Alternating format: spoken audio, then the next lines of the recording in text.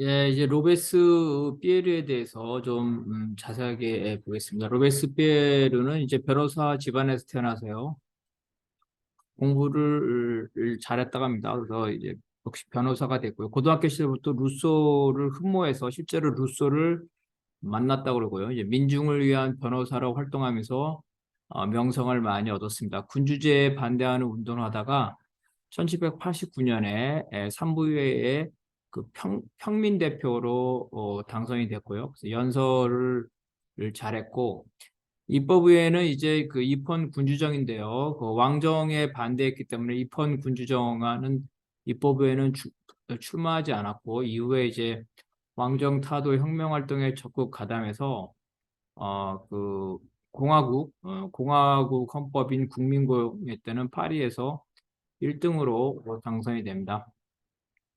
평생 독신으로 가난하게 살았고 자기 절제와 A범절도 발랐다고 합니다.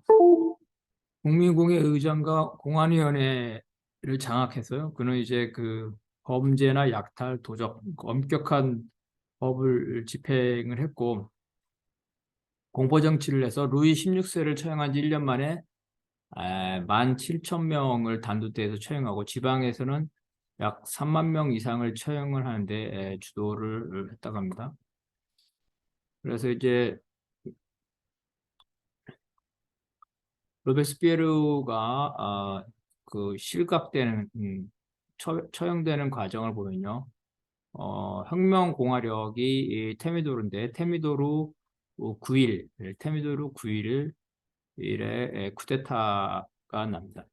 로베스피에르가 이제 공포 정치를 많이 해서 정적이 많았고 통제 경제는 부르주아들이 이 불만을 많이 갖게 됐습니다. 그래서 이 의회 내에서 국민공회 내에서 로베스피에르의 반대파들이 있었고 로베스피에르에 의해서 언제든지 죽음을 당할 수 있다는 이런 위험을 느끼고 있었습니다. 그랬던 중에 이제 7월 26일 날에 로베스피에르가 반혁명파를 숙청하겠다고 하자 의원들이 그 두려움을 느끼고 그 반혁명파가 누구냐고 이름을 밝히면서 저항을 했고 이 로베스피에르의 이런 그 이 처형, 그죠? 독재 이러한 잦은 처형에 대해서 반발을 하면서 그가 무차별 처형을 하고 있다면서 이에 대해서 이제 그 로베스피에르의 반대파들이 의회에서 형성이 되면서 로베스피에르를 비난하기 시작했습니다. 테미도르 9일 7월 27일인데요. 7월 27일 반대파들은 이제 국민의회 회의장을 봉쇄해서 로베스피에르를 출입하지 못하게 하면서 로베스피에르의 연설을 저지를 했고요. 국민회의는 이제 그 반대파들의 연설에 따라서 로베스피에르와 그의 동생 등을 이제 반혁명 혐의로 재판정에 고발했습니다. 그래서 그 국민의회 자리에서 로베스피에르와 그의 추종자들이 체포가 됩니다. 로베스피에르와 그 추종자들은 이제 여러 감방으로 따로따로 이송되는데 룩셈부르크 감옥으로 소송됐지만 그곳의 간수장이 교도소장이 로베스피에르의 투옥을 거부합니다. 그래서 로베스피에르는 이제 파리의 경찰서로 이송이 되는데 파리 시장이 경찰서에 있던 로베스피에르를 파리 시청으로 오도록 합니다. 그래서 파리 시청으로 일종의 압송당해서 온 거죠. 근데 그때 파리 시청에는 이미 로베스피에르의 지지자들 생트클레트 그러니까 로베스피에르의 지지자는 파리 꼬미입니다. 로베스피에르는 이제 파리시를 장악하고 있었습니다. 그래서 파리시의 무상 계급들이 무장을 하고 있고, 그래서 이제 파리시청에는 로베스피에르의 세력들이 있었기 때문에 로베스피에르가 마음만 먹으면 이 반대파들에 대해서 투쟁을 할 수가 있었습니다. 이미 로베스피에르를 지지하는 파리 꼬민 곳곳에서 무장 부대를 소집해 놓고 로베스피에르의 명령만 기다리고 있었습니다. 군사를 일으키자는 권고에 로베스피에르가 웬일인지 봉기를 주도했고 그러는 사이에 밤이 깊어지면서 그 로베스피에르의 친위 부대도 해산되기 시작합니다. 새벽에 국민공예 병사들이 시청을 공격하는데요. 약간의 전투가 있었습니다. 충격전이 있었지만 로베스피에로와 그 추종자들이 퇴포당했고, 로베스피에로는 이제 턱 밑에 이게 권총으로 인한 이 상처를 입는데 자살을 하려고 한 건지 아니면 누군가가 쐈는지 그건 확실하지 않다고 합니다. 어쨌든 날이 밝자 로베스피에르는 이제 그 광장에서 자신이 많은 사람을 처형했던 단두대에 올라가서 처형되었고, 그의 이제 추종자들 그다음에 친동생들도 이제 처형이 됐습니다. 나머지도 한 100여 명 이상이 처형당했고 수백 명이 투옥되게 됩니다. 이러므로써 이제 로베스피에르는 실각을 했는데요. 로베스피에르가 프랑스 혁명에서 미친 영향들이 있으나 한번 그걸 한번 보겠습니다. 프랑스 혁명 당시의 산악파, 로베스피에르와 같은 산악파들은 파리의 무산대중과 결합을 했고, 이것이 이제 노동자와 혁명가의 결합, 그러니까 파리의 진보적인 혁명적인 지식인과 파리의 무산대중의 결합이 사회주의 지식인과 노동자의 결합이라는 이제 마르크스의 공산당 시원 모델에 해당이 됩니다. 로베스피에르가 실각한 직후에 로베스피에르를 추종하는 바베프 등이 이 무산대중과 결합한 무장봉기를 시도했고 또 혁명가의 독재를 주장했는데, 이런 것들은 로베스피에르를 물려받은 겁니다. 로베스피에르는 이제 루소의 제자를 자처하면서 평등적인 공화주의를 주장을 했고, 실제로 자기가 루소와 사살을 받았다, 대화를 하면서 배움을 받았다, 이렇게 얘기를 하고 있습니다. 루소는 일반 의지를 실현하는 수단으로서 엘리트에 의한 덕치를 얘기했는데, 로베스피에르도 바로 엘리트에 의한 덕치를 주장합니다. 그래서 대중들이 이 일반 의지를 스스로 실현할 수 없을 때 아, 뛰어난 엘리트가 이러한 일반 의지를 실현하는 덕치, 그리고 일반인들에게 각성시키기 위해서 공포 정치를 할 수 있다. 이런 이제 루소의 일반 의지 이 부분을 로베스피에르가 추정을 했습니다. 그래서 인간의 덕성을 훼손하는 지나친 부와 진정한 민주주의 실현을 방해하는 것, 이러한 것들을 엘리트에 의한 통치. 그래서 그 엘리트는 이제 로베스피에르처럼 검소하고 도덕적인, 그죠? 이런 철학자, 이런 것들을 말합니다. 로베스피에르가 처형당한 이후에 산악파들이 두 차례 반란을 일으켰습니다. 바베프도 이제 로베스피에르를 추종을 했습니다. 그래서 로베스피에르의 처음에는 공포 정치를 반대했지만 로베스피에르의 실각 위에 보수파의 정치를 보면서 로베스피에르의 공포 정치를 재평가했습니다. 바베프는 로베스피에르의 후계자를 자처하면서 로베스피에르가 제정한 헌법, 이게 실제로 시행되지 못했는데 이 헌법을 시행하고자 하는 이런 무장혁명을 준비를 합니다. 그래서 이제 부오나로티와 같이 이런 신작병파의 반란에 결합을 했는데요.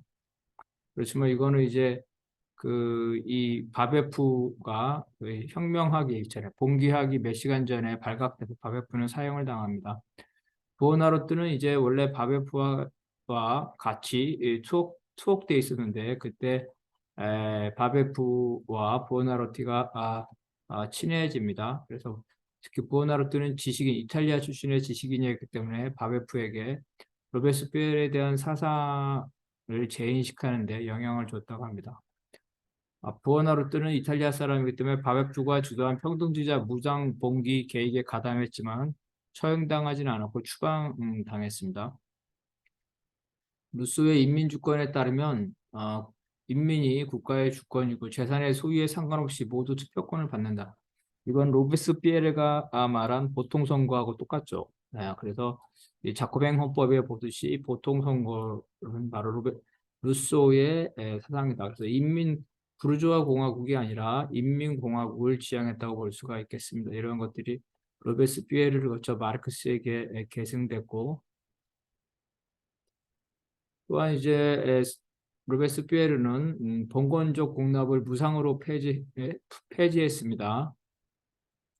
그리고 선거인에 의한 의원 소환제도, 생존권과 노동권, 기본 동기권 등을 담은 이 자코뱅 헌법을 제정했는데 이러한 것들이 예, 바베프를 거쳐서 마르크스에게도 그 영향을 미치게 됩니다.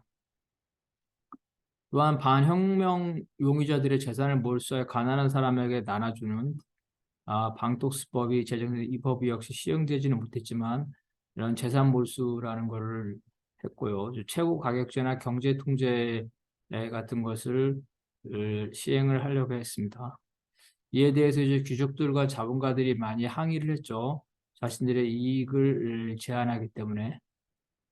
로베스피에르나 마르크스나 루소나 노동자에게 단순히 투표권을 주는 거 가지고는 부르주아 공화국의 모순을 극복할 수 없고 경제적 평등을 실현해야 된다. 즉 경제적 불평등을 제거를 해야 된다고 봤습니다. 또한 이제 로베스피에르는 그 부르주아 군대나 왕당파 군대를 해체를 해서 국민의 군대, 국민의 의용군을 만들려고 했죠. 바로 이러한 것들이 이제 프랑스 대혁명에 나타난 이런 것이 나중에 1848년 이여혁명이나 파리혁명에서 나타난 것처럼 로베스피에르나 마르크스, 레닌 모두 봉건 귀족이나 부르주아 지배대국인 부르주아 상비군을 폐지하고 노동자와 농민의 인민의 군대를 만들려고 했습니다. 로베스피에르는 특히 군대에서 귀족 장교들을 제거하고 무산 계급을 정규군에 대개 입대시켰고 산악파가 장악한 파리의 지구위원회에서는 2만 명의 무산 대중을 고용해서 이들을 무장을 시켰습니다. 그래서 이러한 것들이 이제 무상 대중과 사병들을 혁명적 지식인의 지도 아래 무장을 시키는 것. 그래서 이 국민 방위구로 만드는 거 이거 이제 러시아 혁명 때 소비에트와 유사하죠. 소비에트와 유사하다. 이러한 무상 대중은 무장을 해서 그 수적인 면에서 다수를 차지했기 때문에 파리시를 근거지를 하면서 프랑스 혁명을 주도를 하게 됩니다. 그러면서 이러한 무상 대중은 자신들을 배척하고 있는 제한선거제도와 국민방문제도를 개설합니다. 국민방문은 세금을 내는 부르주아들만 입대할 수 있었는데 그거를 개선을 시키는 데 성공합니다. 루소에 따르면 이제 그 원래 재산권이라는 건 존재하지 않은데 국가에 의해서 재산권이 존재하면서 경제적 불평등이 있었다고 주장을 합니다. 그래서 루소는 재산이 없는 자, 불평등한 자는 진정한 자유를 누릴 수 없다고 보는데 바로 이런 것이 이제 로베스피에르나 바베프나 부오나로티한테 계승이 되게 됩니다. 로베스피에르도 사유재산 제도를 천부인권이 아니라 제도에 의해서 생긴 것으로 봤기 때문에 자연권으로 보지 않았습니다. 그래서 사유재산권을 경우에 따라서는 제한할 수 있다 이렇게 주장했습니다. 다만 로베스피에르는 마르크스와 달리 사유재산권 자체를 부정한 것은 아니었고 사유재산을 인정을 하고 어느 정도의 불평등은 인정하지만 너무 심한 불평등은 법으로 제한한다는 이런 입장이었습니다. 바베프는 바로 이런 로베스피에르의 주장을 더욱더 발전시켜서 사유재산의 제한이 아니라 사유재산의 폐지와 재산 공동체를 주장함으로써 바베프는 로베스피에르와 마르크스를 연결시켜 줍니다. 그래서 바베프나 루소나 로베스피에르는 마찬가지로 자연법에 기초한 덕치, 엘리트에 의한 평등 사회의 실현을 추구했습니다. 이런 면에서 볼때 마르크스에게 영향을 미쳤다고 볼 수가 있습니다. 종교에도 있어도 루소, 로베스피에르, 바베프, 마르크스 전부 다 무신론자입니다. 루소도 하나님과 기독교를 부정했지만 사회를 단결시키는 종교의 기능은 긍정을 하고 오히려 국가 종교, 이성 종교죠. 이성 종교를 말하는 시민 종교를 주장했고 로베스피에르도 이런 입장을 받아들여서 프랑스 대혁명의 정신을 담은 자유나 평등이나 이런 이성 종교를 주장을 합니다. 그래서 존재의 여신을 경배하는 국경일을 만들고 그 행사를 직접 주최하기로 됐습니다. 반면 바베프는 완전한 무신론자로서 정치와 교육에 대한 종교의 영향력을 차단하고 성직자를 사기꾼이라서 종교 자체에 대해서 적대적이었다는 부분이 더 급진적이라고 볼 수 있겠습니다. 다만 교회와 성직자 자체를 완전히 없애기보다는 최소한의 수준으로 유지하려고 부활하는 때 역시 무신론이었습니다. 반면에 가장 극좌파였던 에베르파는 신과 종교를 부정하고 교회를 파괴하고 그래서 성상이라든가 종교적 상징물들을 파괴하고 이 교회를 공화정의 집회 장소로 사용하고자 했습니다. 루소의 이제 부르주아 경제에 대한 비판과 통제 경제 정책이 로베스피에르에게 그 계승이 됐고 생필품 배급제, 가격 상한제, 은행 규제 같은 개입 경제를 일부 시행했습니다. 그리고 교회와 귀족의 재산을 농지를 무상 몰수하여 농민에게 무상으로 분배하고자 하는 계획을 했지만 성공하지는 못했습니다. 그래서 이제 바베프나 막스 정도에 가지는 않았지만 루소나 로베스피에르는 역시 사유재산에 대한 제한이라는 점에서 공통적입니다.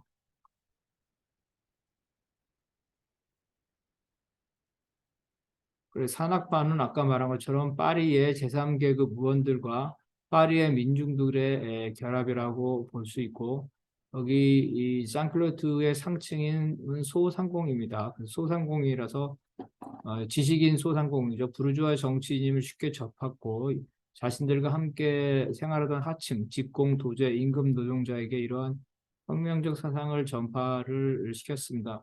이러한 소상공인들은 경제난을 구지배계급, 봉건계급이나 대부르주아 때문이라고 생각했고 민중들도 이들 소상공인의 선동에 동의했기 때문에 소상공인은 바로 이런 민중들의 어떤 그 전위 부대 이런 형태라고 볼 수가 있겠습니다. 무상 대 무산 대중들 파리의 민중들은 그 무장을 하고 나서 그 여러 차례 봉기를 일으키면서 프랑스 혁명을 주도하면서 자신들의 군사적 힘을 믿게 되면서 정치적 경제적 요구를 하게 됩니다. 그러면서 이런 상클레트르는 온건적인 부르주아들과 결별하고 로베스피에르와 같은 급진적인 부르주아들과 연대를 합니다. 로베스피에르 역시 이제 자신의 하숙집 주인이 가구 제조업자인 급진적인 상공이었습니다. 이들과 함께 정치적 결사를 유지하게 되었습니다. 이런 급진적 부르주아와 무산대중의 결합은 바베프의 무산대중에 의한 무장혁명으로 발전하고 이것이 1840년대의 신바베프주의자들에게 계승되고 마르크스가 프롤레타리아와 의한 무장봉기 이런 부분을 여기에서 어, 시사받았다는 겁니다. 그래서 러시아 혁명의 선구자로 평가를 받고 있습니다. 다만 바베프 주자들은 1830년대까지 노동계급이 미성숙됐기 때문에 대중적인 혁명정당을 건설하지 못하고 엘리트주의적인 무정부주의에 머물렀습니다. 그래서 이제 로베스피에르는 루소와 마찬가지로 덕의 훈육을 강조했고 시민들이 스스로 덕을 실천하지 못할 때 국가가 일반 의지의 이인을 받아서 공포 정치를 통해서 적의 정치를 실현할 수 있다 이렇게 주장을 했고요. 그 다음에 로베스피에르는 혁명 시기에 국내외 반혁명과 전쟁, 내란, 봉기주의자들의 맹동, 전시경제 유지라는 이유로 혁명 정부가 필요하다고 그러는데 이러한 독재가 혁명 시기에는 어쩔 수 없다는 거 이런 주장은 이제 어, 그 마르크스나 레닌이나 이런 데서 얘기되고 특히 이제 그 바베프가 혁명 독재라는 것을 주장합니다. 그래서 로베스피에르는 실제로 국민공예의 이름 아래 공안위원회가 이러한 실제 독재를 하게 됩니다. 공안위원회는 파리 출신의 의원들과 파리의 무산 계급들이 전략적으로 연대하는 방식으로 됐고 그렇기 때문에 국민공예 옹공파인 지롱들은 국민공예의 독재가 로베스피에르 등 산악파가 지배하는 파리 코뮌의 독재로 변질되었다고 봅니다. 여기서 말하는 파리 코뮌 파리시입니다. 그래서 사실은 이제 프랑스 대혁명이나 1848년 2월 혁명이나 1870년 파리 꼬미 다 파리 꼬미입니다. 사실 파리 꼬미 파리에서의 혁명이라고 볼 수가 있겠습니다. 바베프도 이제 혁명 위에 가도적으로 무산대중의 독재가 필요하고 이러한 독재는 현실에서 비밀 총재 정부, 엘리트 정부, 소수의 독재로 나타난다고 이렇게 봅니다. 그리고 공산주의 혁명을 완수할 수 있는 인물은 로베스피에러와 같이 아, 덕을 갖춘 고결한 엘리트라고 보는 거고요. 부오나르투도 역시 똑같은 생각을 가지고 있었습니다. 전시 상태의 혁명 정부는 선량한 시민을 보호하기 위해 독재, 특정한 비상 조치를 할 수 있고 무정부 사태를 극복하고 법의 지배를 확립해야 된다는 거죠. 이러한 것은 개인의 열정이나 독단이 아니라 일반 의지와 법의 요구에 따른 거다. 이게 로베스피에르의 주장입니다. 루소우와 비슷한 주장이죠. 이런 소수 지도부의 독재라는 개념은 이후에 생시몽 바쿠닝 프르동에게 계승되고 마르크스와 경쟁 관계에 있던 바이틀링도 이러한 소수의 독재를 주장했습니다. 마르크스는 이러한 소수의 독재가 아니라 노동계급의 독재, 프롤레타리아 독재, 그다음에 공산당의 독재를 주장을 했는데 어쨌든 이러한 독재의 개념은 공통적이라고 볼 수가 있겠습니다. 또한 로베스피에르는 프랑스 대혁명을 하는 과정에서 방대의 내란이지 그 내란과 유럽 왕정들의 연합과 싸우게 되는데 이런 혁명의 내란적 성격과 국제전 성격도 러시아 혁명과 유사하고 혁명에 대한 일반적인 그 특성이라고 볼 수가 있겠습니다. 로베스피에르는 그 외에도 종교 문제에도 교육 문제에도 관심이 많아서 초등교육을 의무 교육을 하고 교원 양성을 위한 사범학교 등을 어, 설치를 했습니다. 그렇지만 이제 여러 이 비판은 사법제도 그 노베스피에르에 대한 암살 미수 사건이 발생하는데 이러기 때문에 이제 프리레알 22법을 제정하는데 이 법은 강력한 독재의 수단이 됐습니다. 혁명재판에서 피고의 변호와 애비 신문을 폐지하고 심증만으로도 배심원의 결정으로 혁명의 적으로 해서 처형할 수 있는 그리고 사형을 내릴 수 있는 이러한 법을 만들어서 마치 사회주의국가에서 반혁명제라든지 반국가제와 같은 요즘으로 치면 국가보안법 같은데 심증만으로도 처벌할 수 있는 이런 법을 만들었고 이 법도 치안위원회 협의 없이 의회에 제안시켜서 다수결로 가결 시켰습니다. 로베스피에르의 왔던 산악파의 목표는 조국을 방어하는 거죠. 국제전쟁에서 그리고 혁명을 수호하는 것, 진정한 여기서 진정한 민주주의는 평등주의적 민주주의를 말하고 주로 소생성자, 뿌띠부르주아의 민주주의를 말합니다. 그래서 소생성자, 상공인들을 보호하는 것을 중심으로 하고 무상대중, 즉 토지가 없는 농민에게 토지를 나눠준다든지 이런 식으로 뿌띠부르주아들, 소농이나 상공의를 만드는 것 이런 것들이 이제 평등적 민주주의라고 보고 있습니다. 이러한 자코뱅의 평등주의는 이 소유의 평등주의가 아니라 그러니까 무조건 절대적 평등이 아니라 민주주의적 사회를 토대하기 위해서 무산 시민의 일정한 정도의 재산을 가지게 하려는 즉 소생산자로 만들려는 그러한 평등입니다. 그래서 인간이 자유로우려면 일정 부분 평등해야 된다는 루소의 사상에 따라서 이러한 제도를 시행을 했습니다.